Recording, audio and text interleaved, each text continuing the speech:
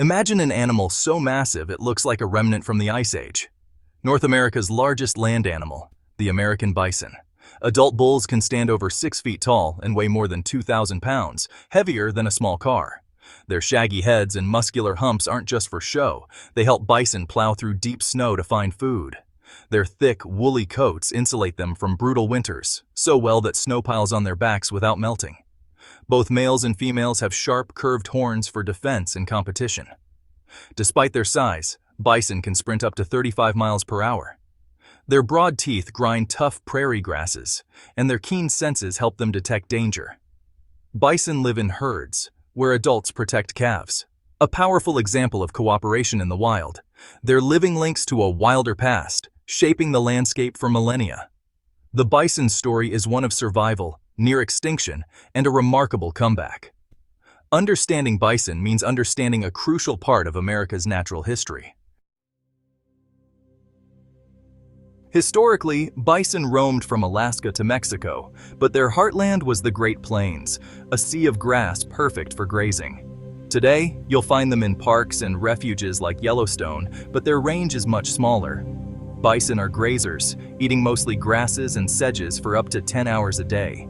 Their grazing encourages new plant growth and boosts biodiversity. Their heavy hooves churn the soil, planting seeds and aerating the ground.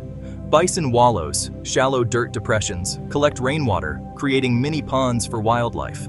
Even their droppings fertilize the prairie, supporting insects and birds.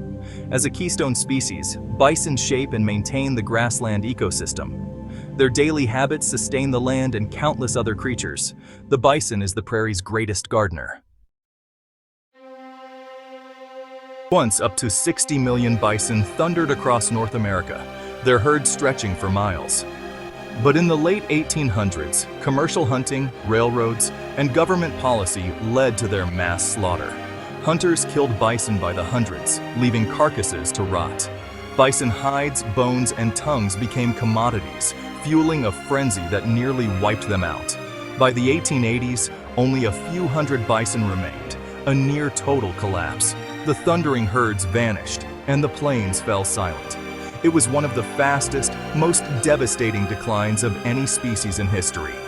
The loss of the bison left the prairie empty and forever changed.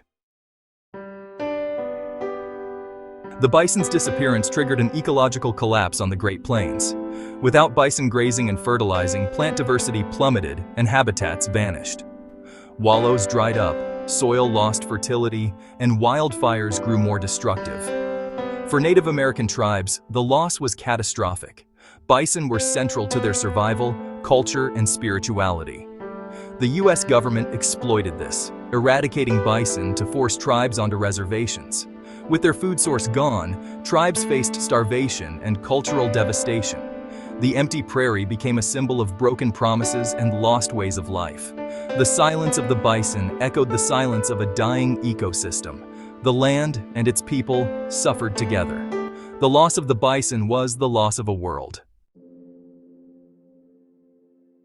When extinction seemed certain, a handful of ranchers, conservationists, and President Theodore Roosevelt took action. They gathered the last wild bison, started private herds, and founded the American Bison Society. Early reintroductions to refuges like Wichita Mountains and the National Bison Range sparked a slow recovery. From fewer than 1,000, bison numbers began to climb. Today, over 350,000 bison live in North America's public, private, and tribal herds. Their return is healing the land and restoring ecological balance. For native tribes, bison restoration is also cultural renewal. The thundering herds are returning, a symbol of resilience and hope. The bison's comeback proves it's never too late to right the wrongs of the past.